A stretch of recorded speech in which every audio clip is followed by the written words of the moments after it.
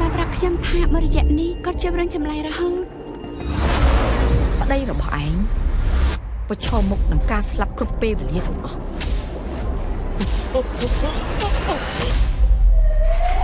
នេះខាងពេទ្យហ្នឹងគេរកអាការៈរបស់កូនវ៉ាន់អត់ទាំងឃើញផងហ្នឹងនេះច្បាស់ហើយកូនវ៉ាន់ប្រកាសជាមានខ្មោចនៅក្នុងខ្លួនហើយកូនមិនកើតទេអំឡុងធ្វើពិធី6ថ្ងៃនេះហាមណាកុំឲ្យអ្នកណានិយាយឈ្មោះគេពិតឲ្យសោះ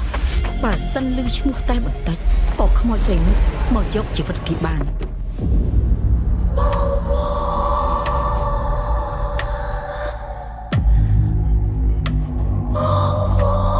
ពួកស្រីយកព្រលឹងគេទៅបាត់ហើយអញអត់ធ្វើចិត្តដែរ